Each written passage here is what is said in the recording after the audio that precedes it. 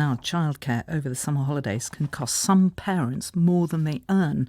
That's according to research by a charity which claims 1 in 8 working parents using formal childcare over the summer expect to spend more than £2,000 for it. The findings come from a survey of 27,000 parents who they say responded in just 48 hours. So what are people facing? Well, Roxy Rhodes is from Chesterfield and Chloe Long lives in Buckinghamshire. Welcome both. Roxy, first, can you just tell me about your family and what your situation is?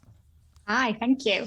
So I've got 2 little boys, age 8 and 5, and this is the first summer holidays that I will have had both of them because my youngest was at nursery last year.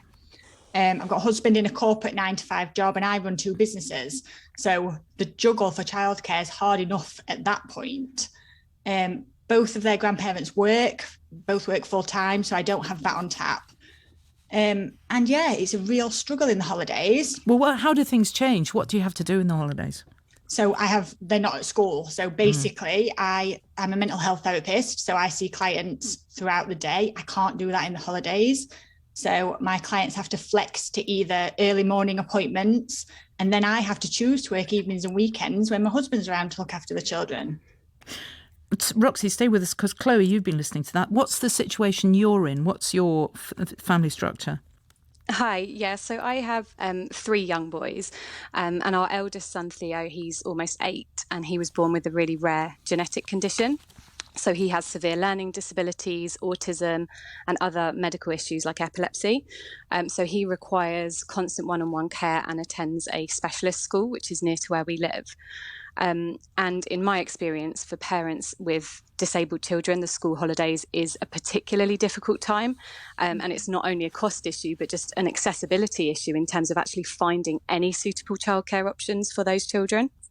So, Chloe, you've got, complete lack of availability at all, regardless of cost. But Roxy, What's the cost implication for you during the summer? So again, availability is an issue, and I don't have the challenges that Chloe's got. But if I want to put my children in a full-time childminder throughout the holidays, it's £74 a day. So yeah, That's well over £2,000 for the holidays. But the issues on top is they're not available. The childminders have their children that they have all year, all term time. They still have them in the holidays. The availability is just not there as standard anyway. So, going back to you, Chloe, what would help? Well, I think, we've researched extensively over the last 8 years and have never found anything. So no holiday clubs where we live, no camps, no play scheme, nothing that can meet his needs. And we even looked into childminders, but again, they just weren't suitable as they couldn't provide that one-to-one care that he needs. So, from our perspective, we find it extremely concerning and non-inclusive that there just aren't those equal opportunities for disabled children.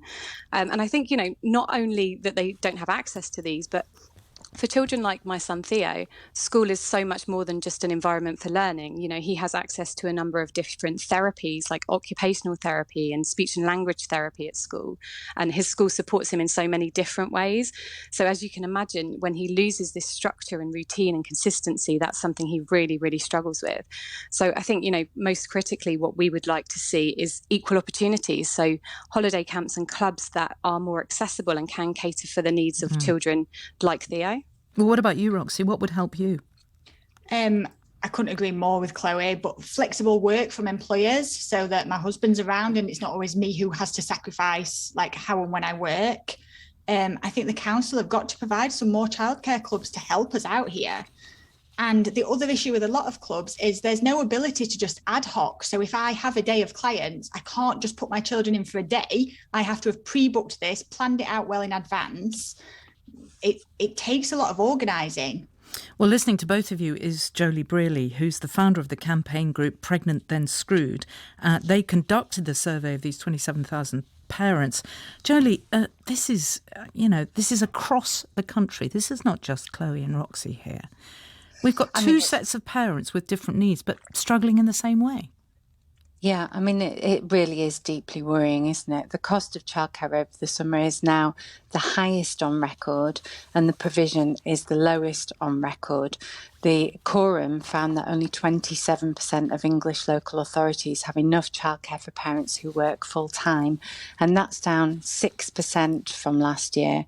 And we've got 4 in 10 parents who are having to take unpaid leave to manage their childcare responsibilities right in the middle of a cost of living crisis. And for parents of disabled children, it's even more challenging. Just 11% of parents with a disabled child say that there is adequate summer childcare provision that they can afford. And the amount of childcare that's available for parents with disabled children has more than halved in the last year. So what are these families meant to do? Because the system's making it almost impossible for parents to work over the summer. Well, what you mentioned, what both Roxy and Chloe mentioned, was it not necessarily, it's expensive, but it actually just doesn't exist, let alone be expensive. So there is a massive hole in provision, isn't there? Well, this is exactly it. There really isn't the provision available, and this is to do with the cost of living crisis. Partly, providers are really, really struggling with rising costs. They can't recruit staff. They've got massive national insurance contributions to make, and it means that we've lost a lot of provision that we had in the previous years this year.